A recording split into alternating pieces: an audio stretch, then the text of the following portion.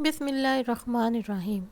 اسلام میں بیوی پر اپنے خاوند کے بارے میں درج ذیل حقوق ہیں اور یہ بیوی پر فرض ہے کہ وہ ان کو پورا کرے، جیسے مرد پر بیوی کے حقوق پورا کرنا فرض ہوتے ہیں۔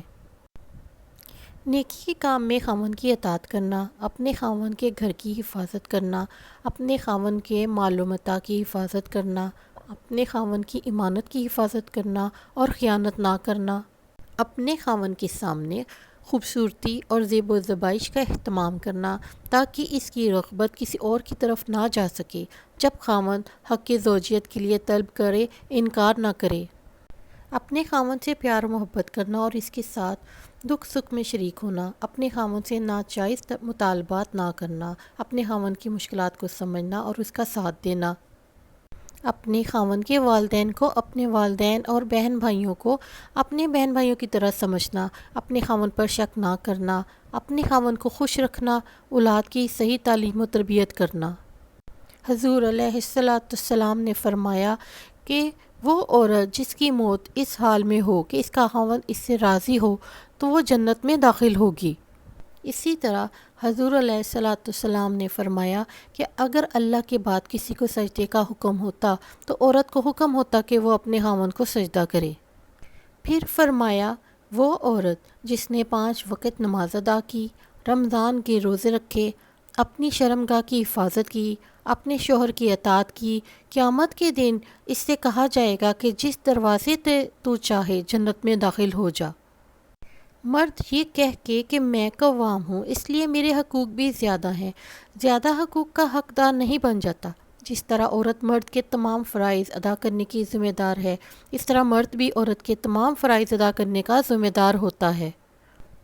آگے چل کر یہ بھی فرمایا کہ ہمارے ہاں یہ محاورہ ہے کہ عورت پاؤں کی جوتی ہے، یہ انتہائی گھٹیا سوچ ہے، غلط محاورہ ہے۔ اس محاورے کا مطلب یہ ہے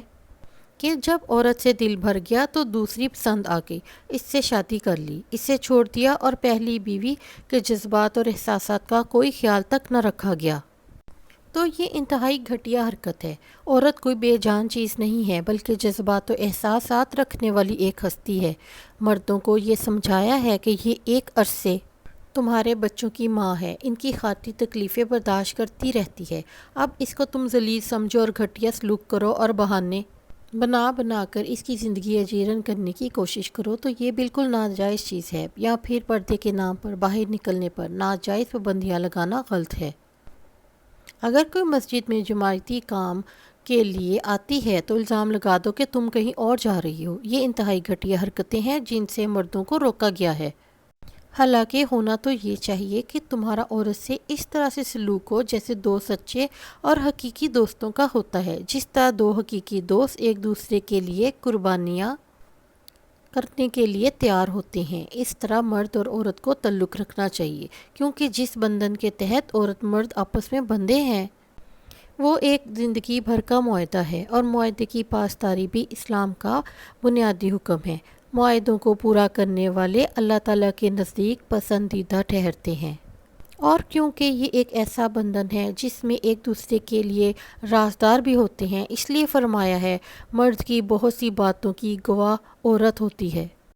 کہ اس میں کیا کیا نیکیاں ہیں، کیا کیا خوبیاں ہیں، کیا کیا برائیاں ہیں، اس کے اخلاق کا معیار کیا ہے۔